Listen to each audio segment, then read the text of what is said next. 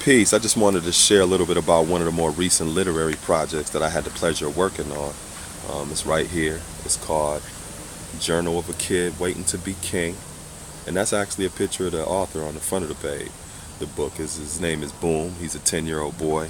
And Boom was basically dealing with some challenges of not having an active father in his life. And as a part of the healing process and to bring some reconciliation to that, his mother, who was also an author, by the way, D. Scott, encouraged him to journal. And D. Scott, she's mostly notable for her work, Stay in Your Lane. She's done a guest chapter in my book called Games. She's ghostwritten for other different authors.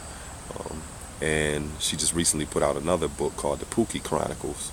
And that's dealing with a 1980s crack era archetype. So anyway, as a part of the process of Boom coming to terms with that reality and him being encouraged to journal, his mother learned a lot about him that he didn't share with not just her, but that he really didn't share with anybody on a daily basis.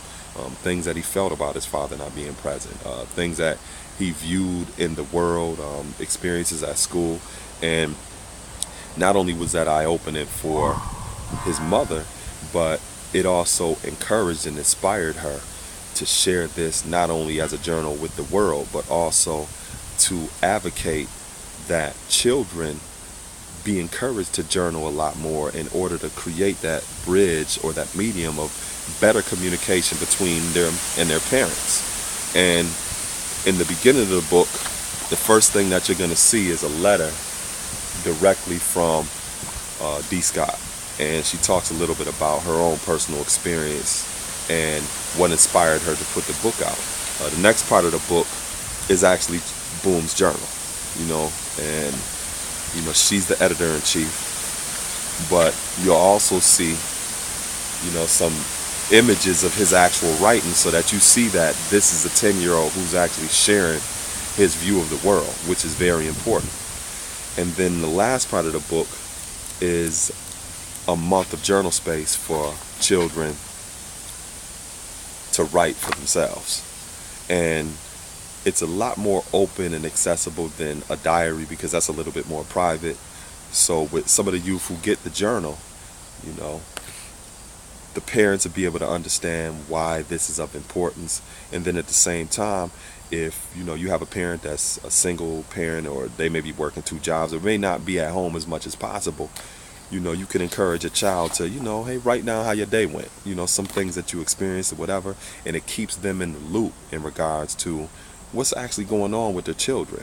I've done a 5-week summer camp program, summer enrichment program through my STIA program, and STIA just represents successfully transitioning youth to adolescence, and I work with people who are Boom, youth that are in Boom's age bracket. I work with 9 to 12-year-olds, so I'm utilizing the book as a part of the curriculum because I've been teaching the youth about, the literary career field and encouraging them to journal myself. So this is used as a curriculum in there, as well as from an after-school program working with, youth 9 to 12. So the book is for children who are in that particular demographic between the ages of 9 and 12, and then also ones who have just reached their adolescence, 13, 14, and 15. If you wanted to get a copy of the book, you can go directly to Amazon and just put Journal of a Kid Waiting to Be King, and it should come up.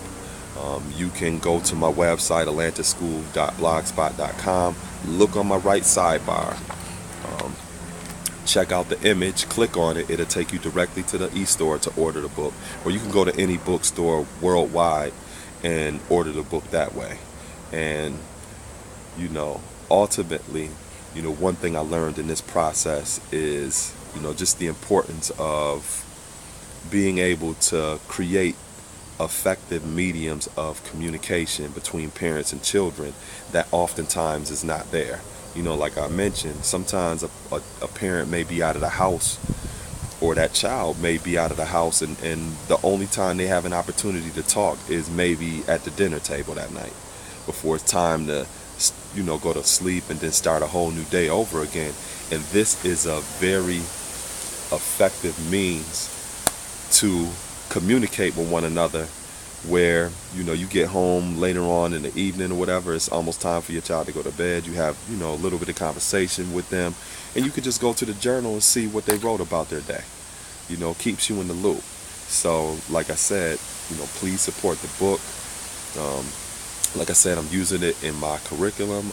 Those of you who also have youth mentorship programs, after school programs, camps, I encourage you to pick up copies of the book and use it in that capacity as well. And thank you, and peace.